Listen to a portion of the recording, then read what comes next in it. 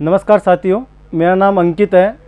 मेरा अभी हाल ही में राजस्थान उप निरीक्षक जो भर्ती की चयन लिस्ट आई है, अंतिम चयन सूची में मेरा 65 एससी कैटेगरी में मेरी रैंक रही है। और मैं आपको बताना चाहूँगा, मैं सन 2008 में राजस्थान होमगार्ड सर्विस में लगभग मैंने 2 साल की सेवा दी है। उसी दौरान मेरा जैसे ग्रेजुएशन कंप्लीट हुई और मेरा ग्रेजुएशन कंप्लीट होने के बाद में मेरा जनवरी 2010 में दिल्ली पुलिस में कांस्टेबल के पद पर मैं चयनित हुआ। लगभग 5-6 वर्ष के बाद में मुझे ऐसा लगा, पहले तो ऐसे महसूस होता था कि कोई दिक्कत नहीं है, अपने पास में अपन नौकरी चाहिए, वो मिल गई अपने को और अपन मतलब कि ठीक है, अपना परिवार है जो पालन पोषण कर लेंगे। उसी दौरान मुझे महसूस हुआ कि एक रैंक होना बहुत ज़रूरी है आदमी के पास में। उसी रैंक को मैंने 2016 के अंदर मुझे बहुत महसूस हुई इसकी। तो ऐसे ही जब साथियों के अंदर और मेरे परिवार के अंदर भी मतलब मेरे सभी को, मेरे परिवार में भाई को देखो चाहे मेरे अंकल को देखो, सभी अच्छी पोस्ट पे हैं। सिर्फ मैं एक ऐसा बंदा था जो एक कांस्टेबल के पद पर कार्य था, जिसको मतलब कि मेरे को थोड़ा सा ऐसा फील होता था कि मेरे को मेरी रैंक या मेरे को ऐसे बताने में, मैं कभी किसी को बताता था तो ये बोलता था कि मैं दिल्ली पुलिस के अंदर एक सिर्फ दिल्ली पुलिस में नौकरी करता हूँ। ये नहीं बता पाता था कि मैं एक कांस्टेबल के पद पर कार्य करता हूँ। जैसे ही मेरे को ऐसा महसूस होने लगा तो 2016 के अंदर मैंने वापस से सोचा कि नहीं, अपन वापस पढ़ाई कर सकते हैं। और अभी एज अपने पास में हो सकता है अपन 20 साल की उम्र में लगे थे, अभी 25-26 साल उम्र हो गई तो हो सकता है अपन कुछ अच्छा कर सके। मेरे पास और शायद फील्ड में जाने का मुझे ऐसा लगा नहीं, लेकिन मैंने सबसे पहले तो दिल्ली पुलिस एसआई के लिए सोचा कि इसकी मैं प्रयास कर लेता हूँ।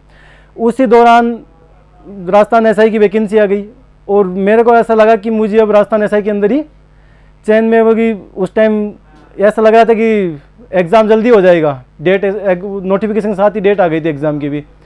तो मैं राजस्थान आ गया और यहाँ मैं तैयारी करने के लिए जयपुर आके मैंने तैयारी करना शुरू की।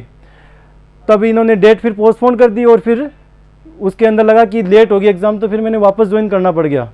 लेकिन मैं उसी दौरान पढ़ाई को एक कंटिन्यूटी रखा कि राजस्थान की जितनी वैकेंसी आप कभी उठा के देखो, टाइम समय तय पे मतलब एग्ज़ाम नहीं हो पाती है।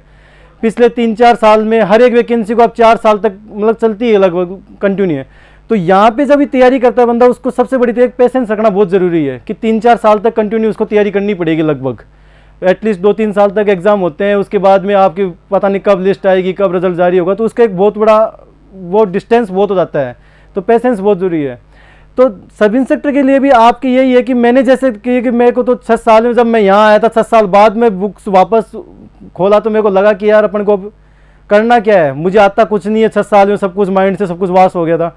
फिर मेरे को लगा कि मेरे को आता कुछ नहीं है, लेकिन मैंने ये है कि रिपीटेशन को एक बहुत जरूरी समझा कि जो चीज़ अपने पास में है, ये बुक है, अपने को इसको रिपीट करना है। अपने को आता कुछ नहीं है, इसको बस बार बार पढ़ना है। और मैंने उसके ऊपर ही बहुत ज़्यादा गौर किया कि रिपीटेशन अपने को जितना ज़्यादा करेंगे उतना ज़्यादा बेनिफिट होगा। एक किसी भी प्रैक्टिस सेट, जो अपने मैक्सिमम प्रैक्टिस सेट होते हैं, उसको बार बार देते रहो।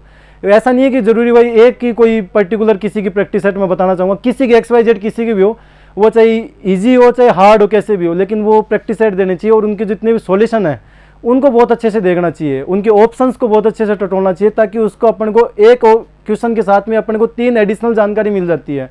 और एक धीरे धीरे करके एक वो बहुत बड़ा एक अपने पास में बूम हो जाता है एक तरीके से।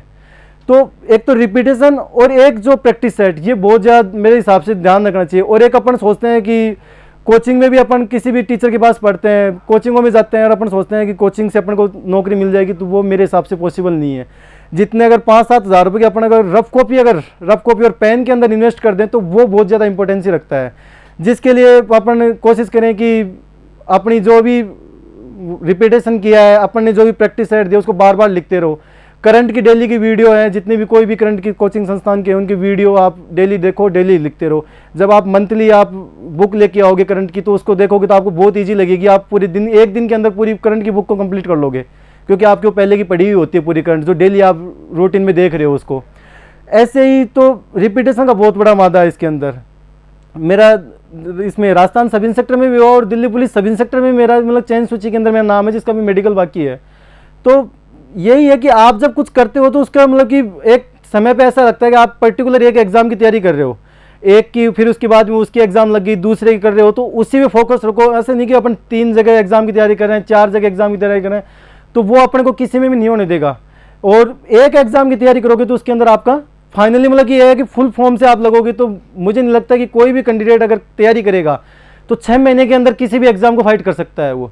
मैं बात इसकी नहीं करूँगी कि कोई IAS की एग्ज़ाम निकाल रहा है या RS की एग्ज़ाम की मैं बात नहीं करूँगी, इससे छोटी कोई भी एग्ज़ाम है वो 6 महीने में मोर देन सफिशिएंट टाइम अगर कोई करना चाहे तो लगन से कोई भी तैयारी करेगा तो उसको 6 महीने के अंदर फाइनल सिलेक्शन दे सकता है वो। और इसके लिए है कि आपको पेशेंस रखना और कंटिन्यूटी।